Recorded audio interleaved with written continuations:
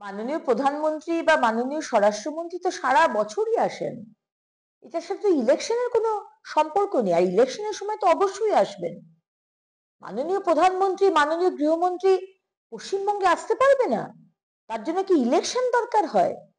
সুতরাং এই বিষয়টিকে ঘোলা করার বা মানুষকে আবার কনফিউজ করার চেষ্টা, রাজনীতি করার চেষ্টা যতই করেন তৃণমূল, কিন্তু বাংলার মানুষ বুঝে গেছে যে বাংলাকে যদি বাংলা থাকতে হয়, পশ্চিমবঙ্গ থাকতে হয়, যদি বাংলাদেশের সাথে বাংলাদেশের অন্তর্গত না হতে হয়, উন্নয়ন হতে হয়, আর আমাদের ছেলে মেয়েগুলো যাতে বাইরে না যেতে হয়, তাহলে একটাই উপায়, সেটা হচ্ছে ভারতীয় জনতা পার্টি, নরেন্দ্র মোদীজির নেতৃত্বে এখানে সরকার হোক।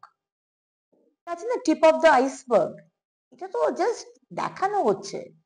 কারণ সারা ভারতবর্ষ জুড়ে টেররিস্ট অ্যাক্টিভিটিতে ধরপাকড় চলছে। গতকালও ইডি সারা পশ্চিমবঙ্গ জুড়ে ধরপাকড় করেছে। তাই জন্য মমতা ব্যানার্জির পুলিশকেও একটু দেখাতে হবে যে আমরাও একটু ধরপাকড় করছি।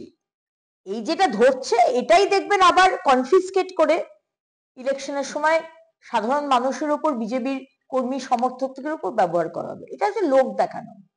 এবং আজকে আমি একটু দাবি রাখছি, আজকে সন্দেশখালী ধামাখালি থেকে যে অনুপ্রবেশকারীরা ঢুকেছে, সেখান থেকে কত টেররিস্ট ঢুকেছে, আর কত অনুপ্রবেশকারী ঢুকেছে, আর কে ঢুকিয়েছে?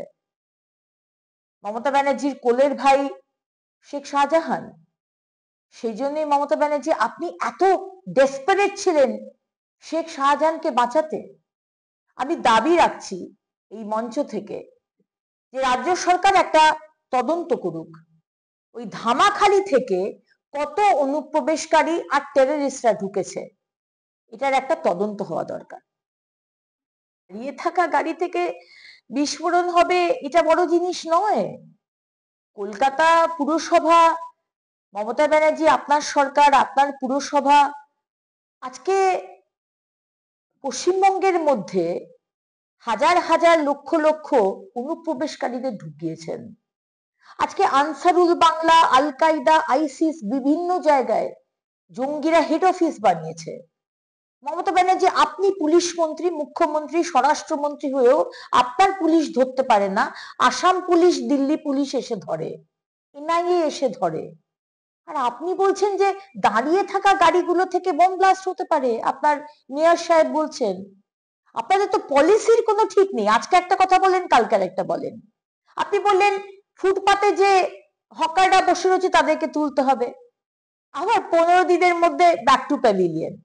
সুতরাং পুলিশকে অপদার্থ করে মুখ্যমন্ত্রী আপনি রেখেছেন। পুলিশ পুলিশের কাজটা ছাড়া আর বাকি সব কাজ করে।